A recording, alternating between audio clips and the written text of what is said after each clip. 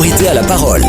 Donc nous partons du 29 mai au 2 juin, direction le sud-est, et on part à Salon de Provence.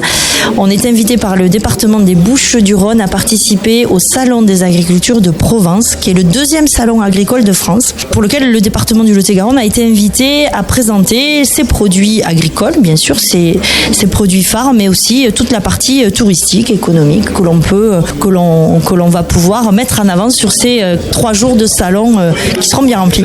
Le rapprochement s'est fait simplement lors de l'organisation des départements de France, quand les Bouches-du-Rhône sont venus ici lors du congrès en 2022.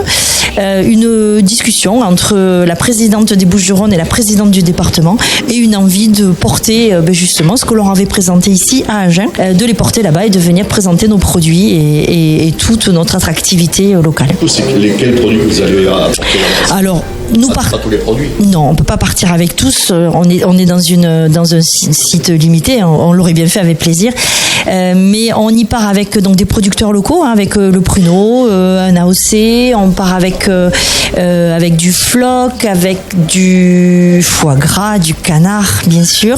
Nous aurons la chance de partir donc avec des producteurs, et tout au long du week-end, notamment le samedi soir, on a le privilège, et c'est l'obligation. C'est une demande de la part des Bouches-du-Rhône de faire dans la soirée du samedi soir, un repas spécial Lot-et-Garonne. Donc, on aura à cœur de proposer à nos chers collègues de Salon de Provence un menu spécial Lot-et-Garonne où on pourra manger du canard, du foie gras, non pas du foie gras je crois, mais on pourra le déguster, le foie gras, et de la tourtière au pruneau.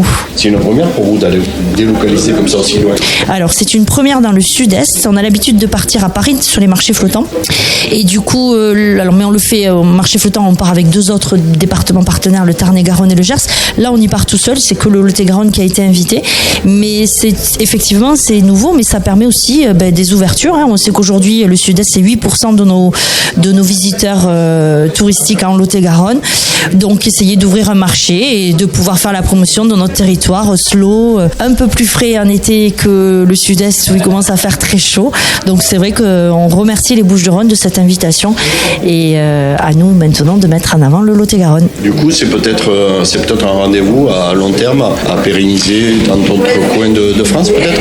Alors, c'est un petit peu l'idée que l'on commence à travailler autant en individuel qu'avec nos collègues du Tarn-et-Garonne et du Gers. C'est peut-être de se dire, on va se grouper dans le cadre de la destination sud-ouest qu'on a signé il y a quelques temps, de cette convention, et d'essayer en 2025 de partir sur d'autres territoires, d'aller ouvrir, de faire connaître, parce qu'on sait que c'est comme ça qu'on arrivera à faire la promotion de notre territoire, en étant sur place, en faisant goûter nos produits, en faisant gagner des places pour venir sur notre territoire. Là, à Salon de Provence, on fera gagner des entrées sur quelques parts d'attraction, sur quelques festivals, et histoire de dire, venez voir chez nous comment ça se passe. Voilà. Donc c'est vraiment une ambition que nous avons, autant nous, Tourisme Lot-et-Garonne, que avec notre collaboration des 2 autres départements dans le cadre de la destination sud-ouest. Radio Cool Direct, la web radio qui a vraiment l'air du sud. Sur le www.cooldirect.fr.